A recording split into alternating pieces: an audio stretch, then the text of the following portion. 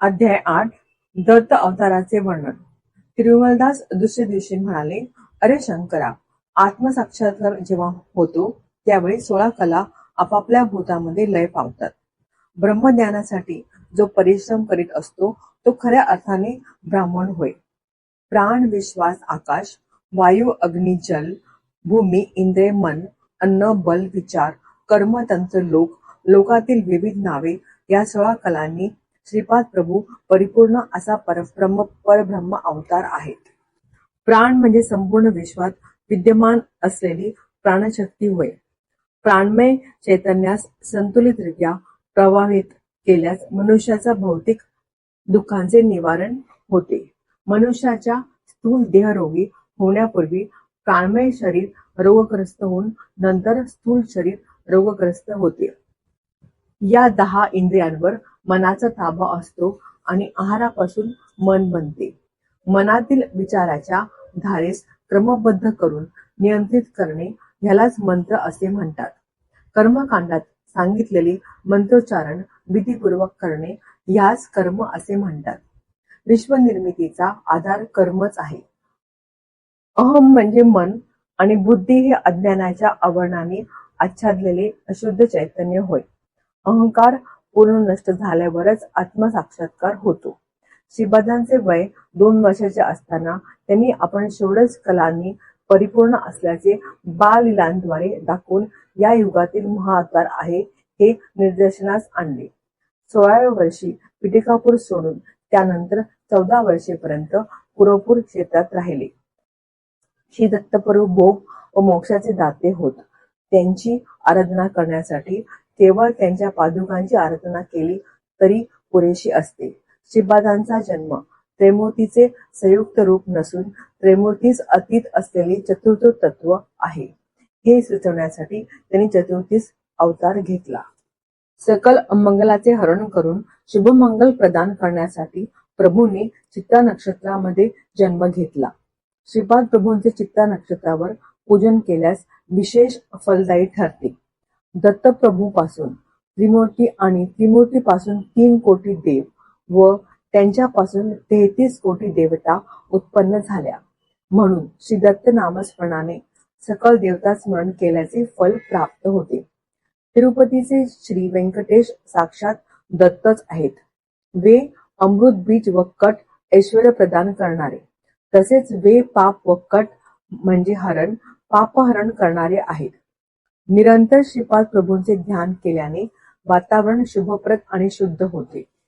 शंकर भटाने तिरुमलदासास अहिल्या, द्रौपदी, सीता, तारा, मंदोदरी तथा पंचकन्या स्मरे नित्यम महापातक नाशनम ह्याचे विवरण करावे अशी प्रार्थना केली. ते विवरण असे. अहिल्या, इंद्राने कोंबड्याचे रूप घेऊन बांग दिली. पहाट झाली असे समजून गौतम ऋषी नदीवर स्नानास गेले. इंद्राने गौतम ऋषीचे रूप घेऊन कार्यभाग साधला. ऋषी वापस परतले. सर्व पाहिले व त्यांनी अहिल्यास शाप दिला. अहिल्याची मनशक्ती जड झाल्याने ती शिळा झाली. श्रीरामाच्या चरणधुळीने ती शापमुक्त झाली म्हणून ती परमपवित्र. द्रौपदी, शापग्रस्त इंद्र 5 पांडव झाले. 5 शरीर आत्मा एकच. शशी देवीचा आविर्भाव द्रौपदीच्या रूपाने अग्निकुंडातून झाला म्हणून ती अयोनिजा आहे. तारा, 12 राशी 27 नक्षत्रे. ताराचे भर यवरात वृद्ध असलेल्या बृहस्पतीशी लग्न झाले. वृद्ध पतीपासून सुख मिळाले नाही. तिच्या मनप्रवृत्ती प्रमाणे बदल घडून तिचे मन चंद्राधीन झाले म्हणून तारा चंद्र यांचे मिलन धर्मविरुद्ध नाही. मंदोदरी पूर्व जन्मात पुरुष होती.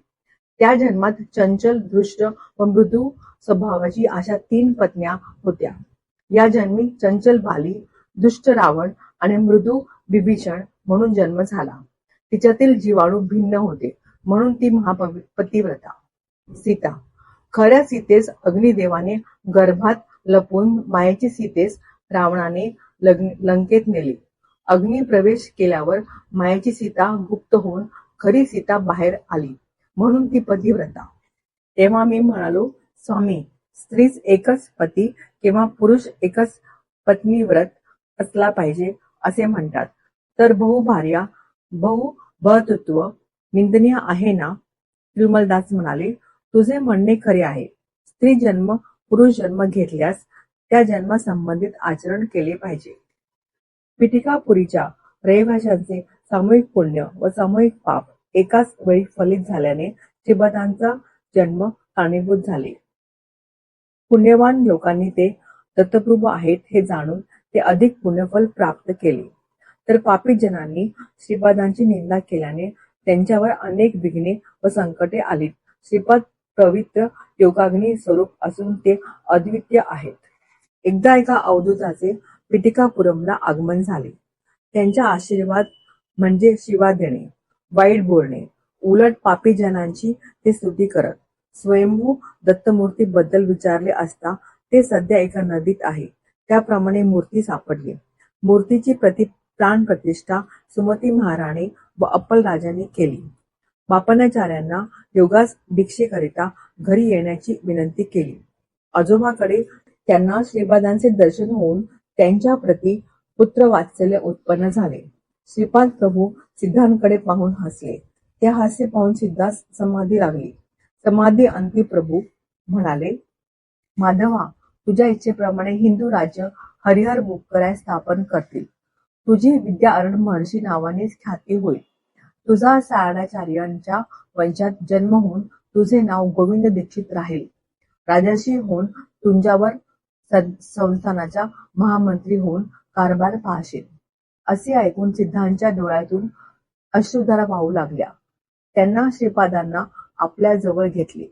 श्रीपादांनी त्यांचे चरणवंदन करून सांगितले की तुझ्या मनात पुत्रभाव उत्पन्न झाल्या कारणाने माझ्या पुढील जन्मी नरसिंह सरस्वती अवतारात काशी क्षेत्री कृष्ण सरस्वती होऊन मला संन्यास दीक्षा देशील, असे सांगून निरूपण थांबवले. श्रीपाद वल्लभांचा जय जयकार असो. अध्याय 8 दत्त अवताराचे वर्णन. या अध्यायामध्ये श्रीपाद प्रभू यांचे संपूर्ण वर्णन केलेले आहे. हा अध्याय पठण केल्याचे फळ संतान प्राप्ती, लक्ष्मी कृपा कटाक्ष लाभ, दिगंबरा दिगंबरा श्रीपाद वल्लभ दिगंबरा, ब्रह्मा विष्णू महेश्वरा श्रीपाद वल्लभ दिगंबरा.